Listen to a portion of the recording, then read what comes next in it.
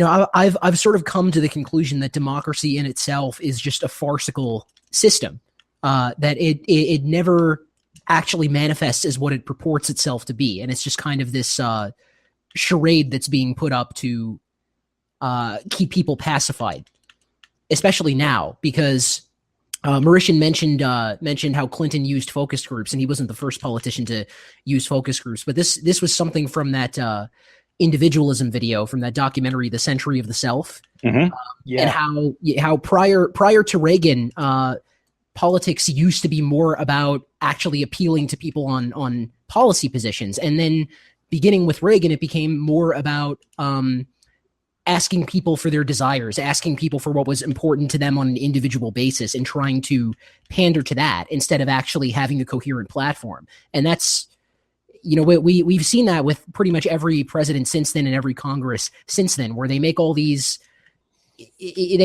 promises that they can't possibly keep because they're trying to cater to this, I guess you could say, centrist, quote unquote, demographic, as much as I hate that word. It is true that the so-called centrists win elections for politicians, but they win the elections by essentially sabotaging the democratic process. And,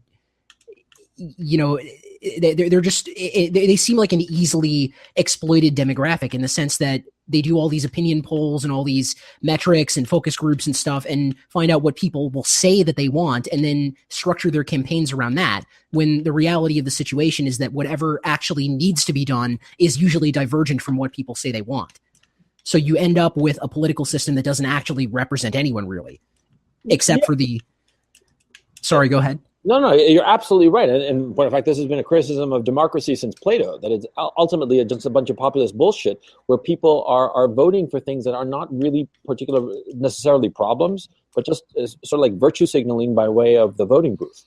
And you're absolutely right. I had an interesting conversation with the distributist over the issue of democracy and the different forms of government. And his position, which I thought was, actually, I'd never thought of it this way, was that no system of government is inherently moral or immoral. It is merely practical and necessary to the time at hand.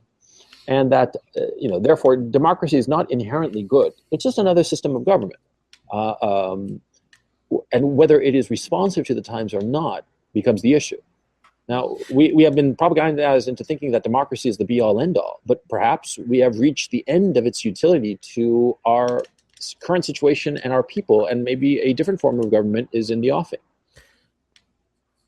Well, I mean, I would even argue that democracy as it currently exists, is essentially everything it claims not to be. You have this, I did a video on this about a month ago, this whole canard of authoritarianism of like, oh, well, you can't have this alternative idea or that alternative idea because it's quote unquote authoritarian. And it's like, okay, well, if you want to talk about how this word is actually used, you can apply most of its usage to the system that we live in.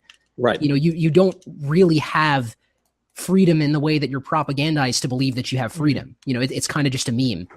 Yeah, especially now because of the democracy that we currently have in the Western democracies has become so corporatized, and I don't quite know how to frame it. Cronyistic, I suppose, is the word, because it's sort of like a cronyism among corporate entities and corporate interests that all sort of like work hand in hand with the politicians in office, whereby, you help me now, Mr. President, and when you're out of office, I'll give you a $65 million book deal through my various corporations, which is what happened with Barack Obama, for instance. It just seems a completely corrupt system waltzing around in the gowns of virginity of purpose, which it doesn't possess anymore. And point of fact, it's completely meretricious. That's the sense I get of the current democracy that we currently have. I mean, it's like a street whore dressed as a virgin. I mean, with regard to some issues, you could even make the argument that it's not democratic at all. Like, it's not. Like the mass immigration issue, for instance. There was a recent Ipsos poll showing that across the board, across Western Europe, looking at any of these countries, pretty much across the board, less than a quarter of the population is actually in favor of this. And then you have another 40 to 50%, depending on the country, who say they're against it. And then the remainder are sort of neutral or don't have an opinion on it. So what that leaves you with is that only a minority of the population is in favor of the immigration policy. What would be the replacement to our democracy then? I mean, I don't really have an answer to that question, but I think the feeling that I'm getting right now is that there's really no political solution left. There's no political solution left to any of these problems that we're all talking about. And I think the canard of authoritarianism, I should say, is it's sort of an empty word at this point, because I think there isn't going to be a peaceful or political solution to any of this stuff. Some organization or some group or whoever it may be, some body politic is going to have to step up and use quote unquote authoritarian policy to fix these problems sooner or later. Like, there's not going to be a pretty solution to any of the aggrievements of the public. Okay, I see your point. You're basically saying that democracy is unresponsive to the problems of the people, the actual problems of the people, as opposed to the imaginary or politically correct problems of the people, right? Or the highly individuated desires of the very small block of voters that politicians use to get elected. Right. It's a bit ironic, because these types of people, the hyper individuals, the centrist or moderate type of people, will they'll often say that they're the ones driving democracy and they make democracy functional. But the reality is that because the politicians are catering to this relatively small subset of the population, the rest of the population is not really being represented. Their concerns aren't being addressed because everything is directed by this small voting bloc. Right. Okay. So this is my counter to this, to what you're saying, which I agree with, but I'm just countering it just to be contrarian a bit and to sort of like open up the discussion in the following sense. So you see, democracy has two things going for it over an authoritarian regime. I've lived under an authoritarian regime, so I know a little bit about the issue. Number one, democracies inherently have a peaceful transfer of power. And this is a remarkable achievement that Western civilization has accomplished by way of its imperfect democracy. Because let's not kid ourselves, it's highly imperfect at this point in time. It's become cronyistic and all the rest of it, as we've discussed.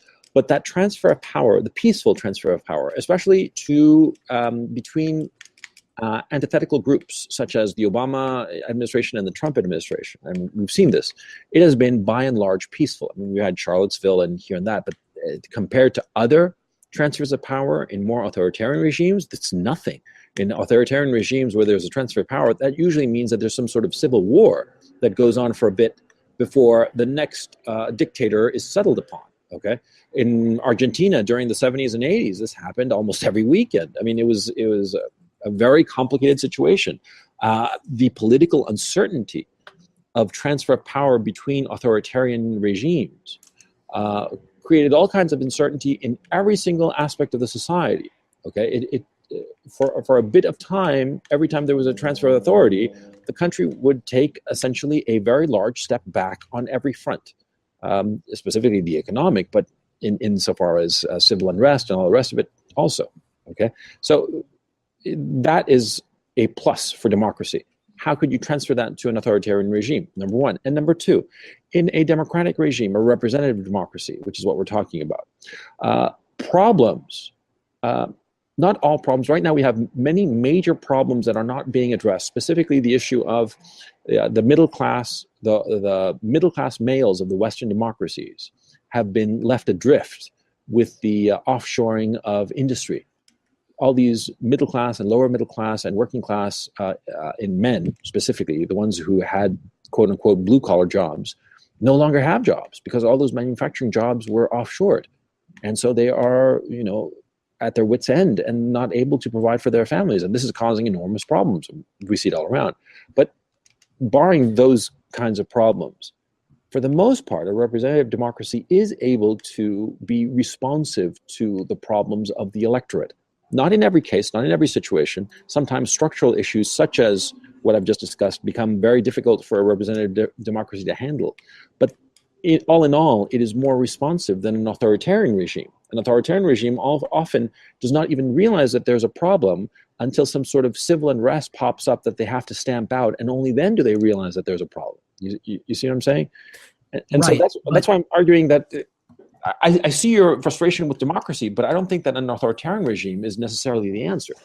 Well, I mean, I would question what the distinction is at this point. I would question, sure, it's a quote unquote meaningful transfer of power, sorry, peaceful transfer of power, but the question that I'm asking essentially boils down to, is it a meaningful transfer of power? Is it actually democratically serving the interests of the people? And I think that the answer to that question is largely no, based on what we're seeing. And additionally, I would add that, if we're talking about authoritarian regimes, it sort of comes down to what do we define an authoritarian regime as?